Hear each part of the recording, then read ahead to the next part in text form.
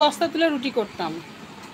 আর সব থেকে মেন হচ্ছে আমি যখন রেস্টুরেন্টে রুটি করতাম না দাদা, আমি জমিয়ে রাখতে পারতাম না।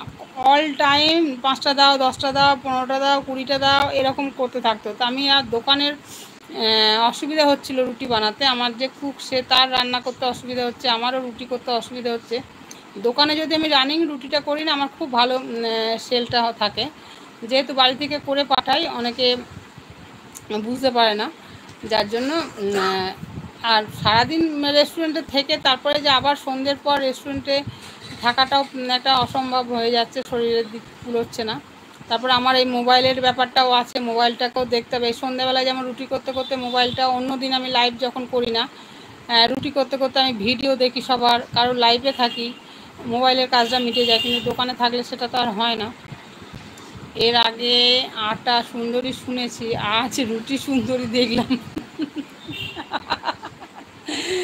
কি যে বলে গো স্বপনদা। ভাগনা ভাগনা যখন আসবে এখানে, তখন একসাথে সবাই মিলে ভাগনা ভাগ্নিদের নিয়ে আমার বাড়িতে কিন্তু আসতে হবে। স্বপনদাকে বলছি, কাশীপুর উদ্যানবাটিতে যখন আসবে আমার বাড়িতে কিন্তু অবশ্যই আসবে, আমাকে একটা নক করবে। যখন কাশীপুর উদ্যানবাটিতে আসবে আমিও যাব তোমাদের ওখানে, ভাগ্নি যখন এখানে আসবে। কুর্চি হাসছে, স্বপনদার কথা শুনে কুর্চি হাসছে। রুম্পা হাত নাড়াচ্ছে, রুম্পা মনে হয় কাজে ব্যস্ত। স্বপনদার সামনে পান খেতেও এ লাগছে, জানি না স্বপনদার গালেও পান আছে কিনা।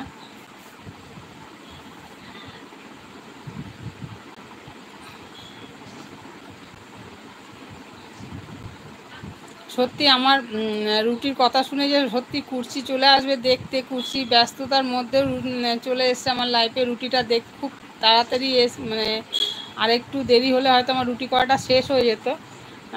অর্ডার থাকলে আরও তখন দিতে পারতাম। আজকে বেশি কারোর অর্ডার নেই। দূর, আমার গিন্নি তো মুখে আটা মাখে, আটা সুন্দরী। ওরে বাবা, তাই নাকি?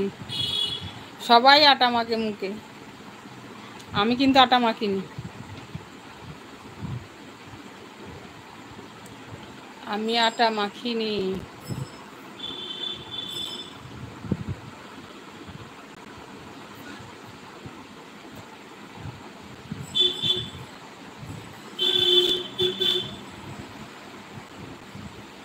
ও, বাইরে গিয়েছিলে? সেটাই, খুব তাড়াতাড়ি এসে গেছো দেখাবার জন্য। তুমি আমার গপু দেখলে? গপু সোনাকে দেখলে? করছি, গপু সোনাকে দেখালাম, দেখলে? এই যে গপু সোনা বসে আছে,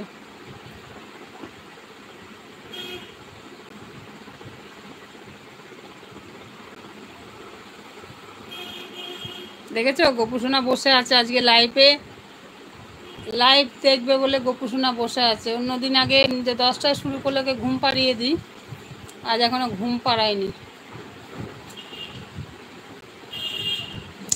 সোমা তোমার লাইফের খবর জানে না আমার ঘরণী, না হলে আমাকেই খবর করে দিত।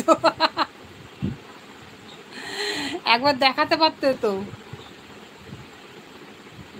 ভীষণ সুন্দর। দাঁড়াও, কাছ থেকে দেখাই। এটা দূর থেকে দেখাচ্ছি, কাছ থেকে দেখাই। এই যে আমার গপু সোনা।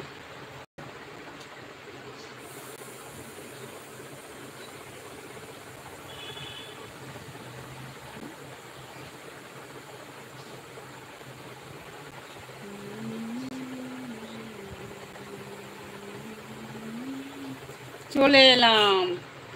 এই দেখো, তোমার গপু সোনা আজকে বসে আছে। অনেক দিন দেখোনি গপু সোনাকে। ঠিক আছে, আমি এক্ষুনি ঘুম পাড়াবো। বসেছিলাম।